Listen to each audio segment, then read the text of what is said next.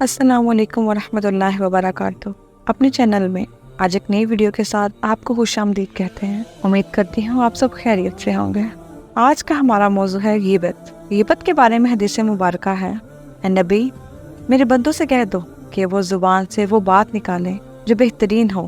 ارشاد نبوی صلی اللہ علیہ وآلہ وسلم ہے کہ جو شخص اللہ اور آخرت پر ایمان رکھتا ہے اور اسی کو چاہیے بھلی بات کہنی یا پھر خاموشی اختیار کرنی چاہیے۔ ایک تابعی جن کا نام ادبی رحمۃ اللہ علیہ ہے، وہ اپنا واقعہ بیان کرتے ہیں کہ ایک مرتبہ میں ایک مجلس میں پہنچا۔ میں نے دیکھا کہ لوگ بیٹھے ہوئے باتیں کر رہے ہیں۔ میں بھی اس مجلس میں بیٹھ گیا اور ان سے باتیں کرنے لگا۔ درمیان میں کسی نے غیبت شروع کر دی۔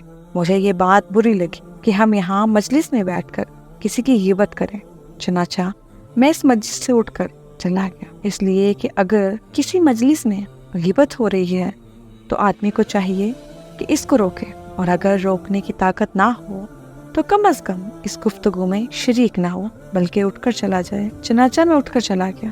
تھوڑی دیر بعد خیال آیا کہ اب مجلس میں غیبت کا موضوع ختم ہو گیا ہوگا، اس لیے دوبارہ اس مجلس میں ان کے ساتھ آ کے بیٹھ گیا۔ اب تھوڑی ادھر ادھر کی باتیں ہوئیں، لیکن بالآخر تھوڑی دیر بعد پھر غیبت شروع ہو گئی۔ اب میری ہمت کمزور پڑ گئی اور میں مجلس سے اٹھ نہ سکا، اور جو لوگ غیبت کرتے رہے میں اسے سنتا رہا۔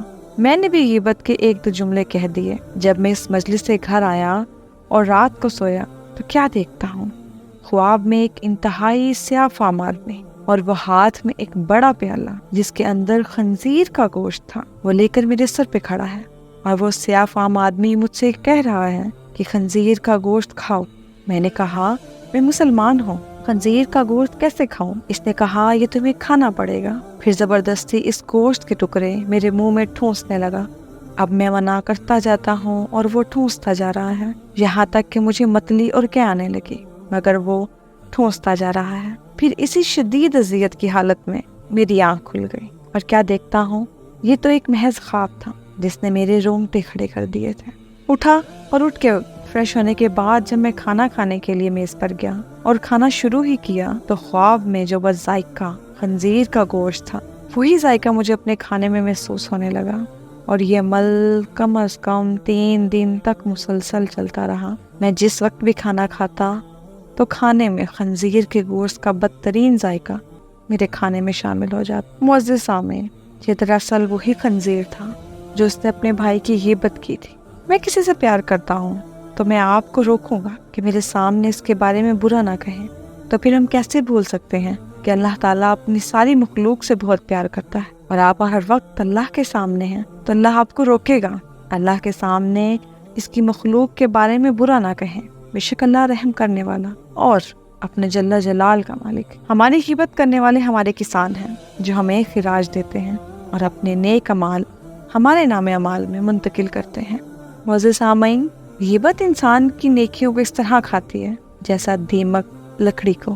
اللہ تعالیٰ ہم سب کو غیبت سے محفوظ رہنے کی توفیق عطا فرمائے۔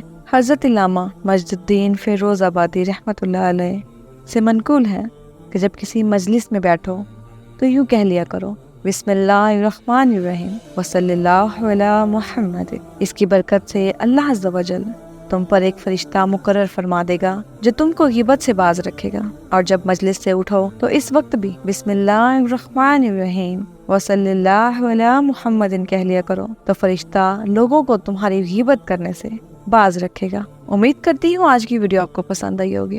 اسی طرح کی مزید ویڈیوز دیکھنے کے لیے میرے چینل کو لائک، شیئر اور سبسکرائب کرنا مت بھولیے گا۔